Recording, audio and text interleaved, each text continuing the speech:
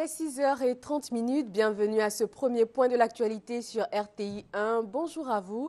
Démarrons ce journal au Venezuela. Le président Hugo Chavez est décédé. L'annonce officielle a été faite hier soir aux environs de 22h par le vice-président Nicolás Maduro. Des funérailles nationales sont annoncées pour ce vendredi. Le président Chavez avait passé plus de 3 mois à Cuba après une 4e opération due à un cancer. Hugo Chavez est rentré dans son pays il y a 2 semaines, c'était le 16 février dernier. La constitution du pays prévoit de nouvelles élections dans 30 jours et depuis l'annonce de la nouvelle, l'armée et la police ont été déployés dans les rues de Caracas pour, selon les autorités, garantir la sécurité. Le chef de l'opposition a appelé ce matin au calme et à l'unité. Retour en Côte d'Ivoire, le nouvel hôpital général de Gagnoa vient d'être inauguré par le chef de l'État Alassane Ouattara.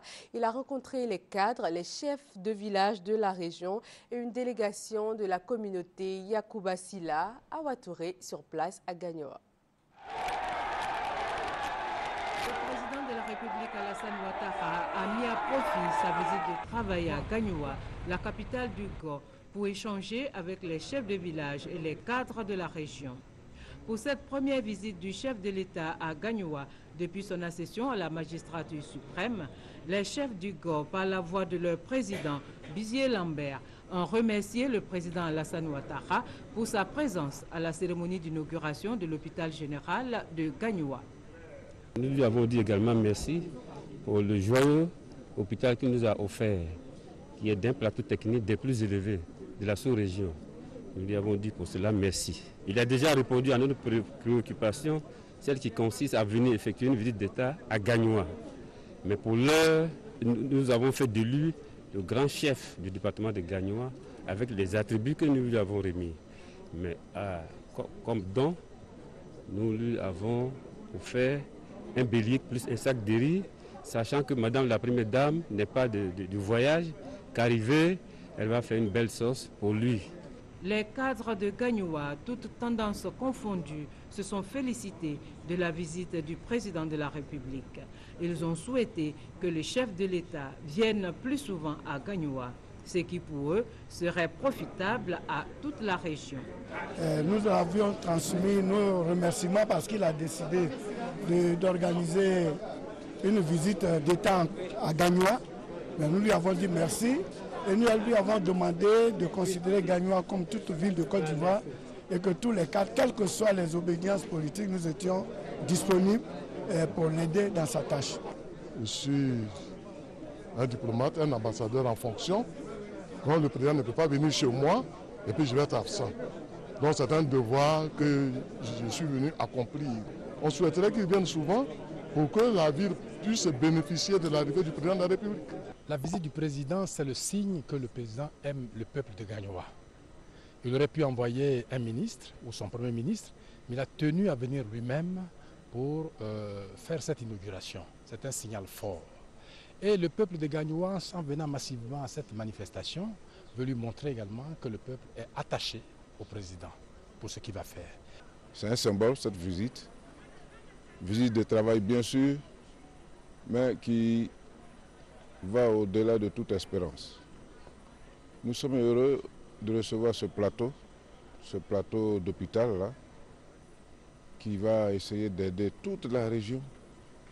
Vous avez vu vous-même l'enthousiasme des populations à l'accueil et nous pensons que l'État est une continuité.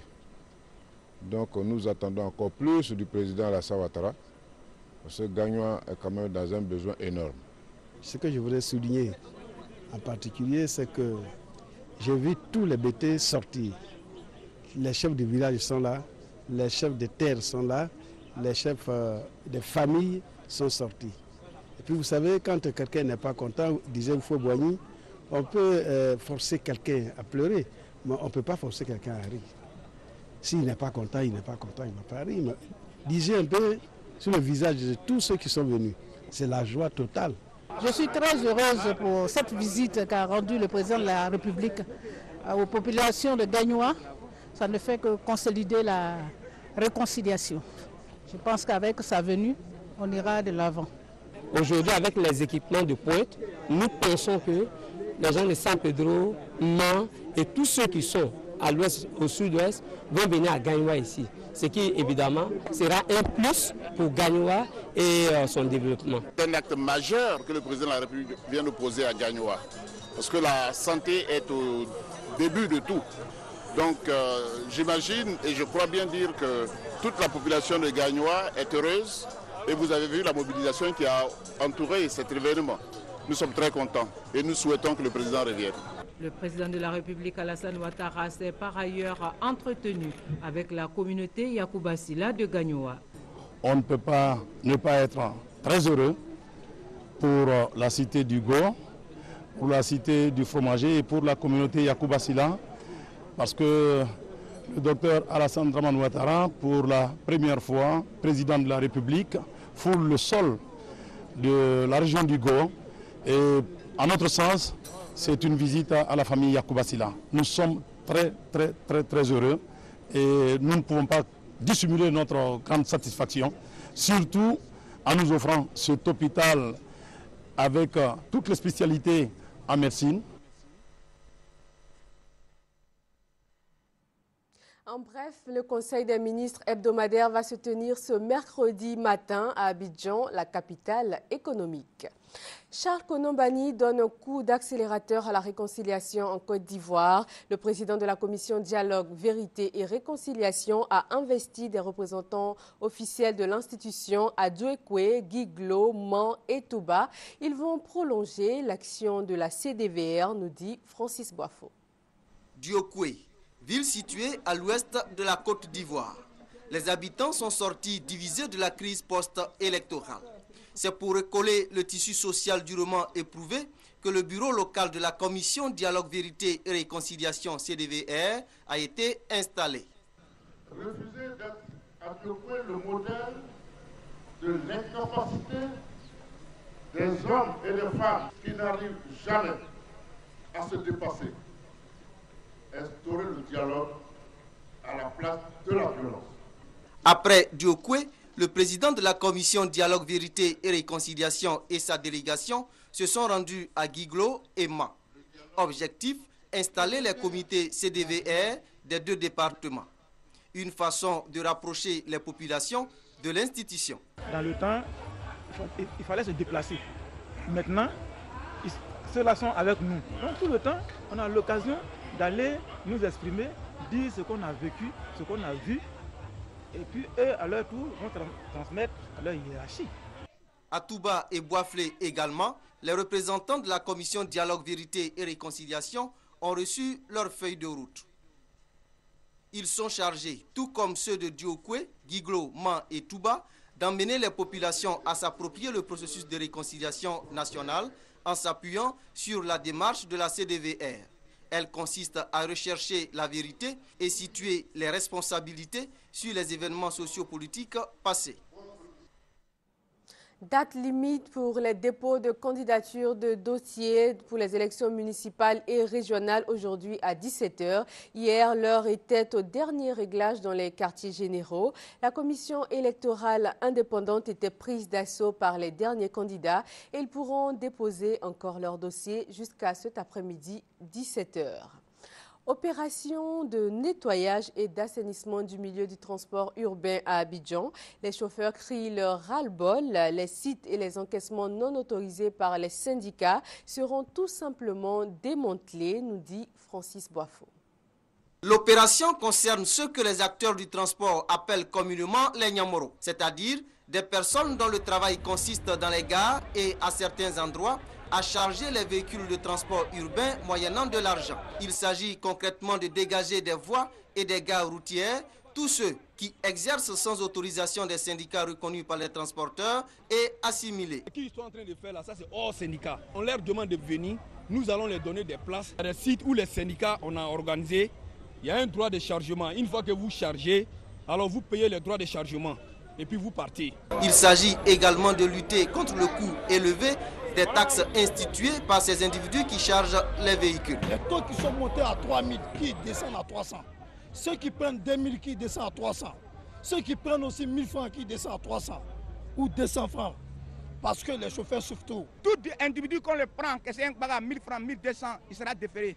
Débutée à Adjamé dans la commune marchande, cette opération de lutte contre le racket va s'étendre selon ses initiateurs à toutes les communes du district d'Abidjan et des villes de l'intérieur. Elle va durer plusieurs mois. Objectif principal, assainir le milieu du transport urbain.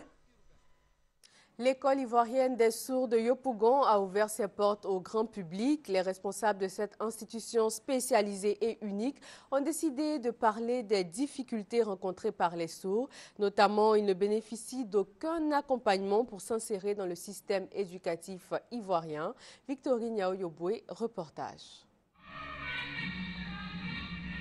Des élèves chantant l'abidjanaise avec des signes. Ce langage, ces enfants sourds et malentendants l'apprennent ici, à l'école ivoirienne des sourds, à partir de la maternelle. Mais cet apprentissage s'avère difficile parce qu'ils ne disposent pas de manuel adapté. Nous utilisons les mêmes manuels scolaires que les enfants dits normaux, alors que ces manuels-là ne sied pas à nos enfants. Il leur faut des manuels spécifiques. Figurez-vous que ces enfants-là participent aux mêmes examens à grand tirage organisés par le ministère de l'Éducation nationale. Alors que les moyens utilisés pour enseigner ces enfants-là ne sont pas adaptés. Il n'existe pas de collège pour sourds en Côte d'Ivoire. Conséquence, les élèves sont orientés dans les collèges ordinaires après le primaire. Nous ne prenons pas en charge les collégiens. Donc, il se pose le problème d'encadrement pour ces collégiens-là, puisqu'ils sont dans les classes avec des entendants, avec un professeur qui parle alors qu'eux, ils n'entendent pas. Comment prendre note, comment suivre une explication de cours, tout ça, ils ne font que prendre note sur des camarades. Et ça pose un problème dans le suivi scolaire de ces enfants. Pas de manuel adapté, pas de collège pour sourds et malentendants. Ces journées portes ouvertes avaient pour but de sensibiliser les pouvoirs publics sur le fait qu'après le primaire, les enfants sont livrés à eux-mêmes. Elles sont jeunes et dynamiques, leur profession mère au foyer. Alexis Ouedraogo nous propose une journée dans le quotidien de ces femmes qui ont fait le choix de s'occuper de leur famille à plein temps. Choix qu'elle assume avec le sourire, à 28 ans, Sandra a fait le choix d'être mère au foyer. Sa vie, elle l'a dédiée à sa famille. J'aime ça, je m'occupe de ma famille. Souvent, mes copines me disent que « Ah, Madame Gueye, tu ne vas pas déposer ton CV ici. » J'ai essayé de travailler en tout cas. J'ai essayé, puisque j'ai fait une formation d'agent de voyage, j'ai fait une formation d'assistance sociale, mais ça m'ennuie. Quand je suis là-bas, je veux bouger, je n'arrive pas. Mes enfants, comment est-ce qu'ils ont bien mangé ou bien le taxi les a bien déposés à la maison. J'aime ce que je fais, quoi. J'aime en tout cas. Un programme calé dès les premières lueurs du jour pour cette jeune maman. Le temps d'un saut à son salon de coiffure, elle donne des consignes à ses employés. Sandra retrouve sa cuisine avant que rentrent les enfants. Les midis, elle les passe en général seule avec eux. Après le repas de midi, on est assis là, on regarde un peu la télévision, on traîne un peu. À 13h30, ils vont s'apprêter. Et puis à 14h, je les accompagne à l'école. Après les cours le soir, c'est encore elle qui fait avec ses petits les exercices de classe. Écris bien ton zéro là. Hein. Mes enfants n'ont pas de mettre de maison. Donc c'est moi-même qui étudie avec eux. Je leur fais faire leurs exercices, les petits trucs. Et là, Sandra nous confie qu'elle a souvent recours à Internet quand son aîné lui pose petite colle. En toutes ces choses, Sandra demeure femme. Elle n'oublie pas de se consacrer du temps pour plaire à son époux. Avec mon mari, même souvent on va dans les nightclubs, souvent on va à la plage. On sort souvent ensemble. Même si beaucoup de ses amis voient d'un mauvais œil ce choix, Sandra fait des émules. Et ce emploi de mère au foyer, Sandra Gueye ne voudrait l'abandonner pour rien au monde. Jusqu'à ce 8 mars, la rédaction de RTI 1 vous proposera des reportages de femmes, des quotidiens, des parcours atypiques, des participations à l'élévation de leur famille. En Afrique du Sud, des écoles se mobilisent pour la campagne nationale Stop au viol. 65 000 agressions sexuelles ont été recensées dans le pays en 2012 selon les statistiques officielles. C'est pour sensibiliser la population à ces crimes que le président sud-africain Jacob Zuma a annoncé le lancement d'une campagne nationale contre le viol. Comme des millions d'élèves en Afrique du Sud, Ceux de l'école primaire Swilili dans le township d'Umlazi près de Durban s'apprêtent à participer à une campagne de lutte contre les viols. Une initiative lancée par le président Jacob Zuma après le viol atroce d'une adolescente au Cap début février. Ces élèves sont particulièrement sensibles au sujet. Il y a quelques jours, l'une de leurs petites camarades âgée de 8 ans a été violée. L'inspecteur de l'éducation nationale montre l'endroit où le corps de la fillette a été retrouvé à quelques mètres de l'école. L'une de nos élèves a été kidnappée le 22 février, puis elle a disparu. Mais il y a une semaine, elle a été retrouvée près de l'école, dans les buissons. Elle a été tuée.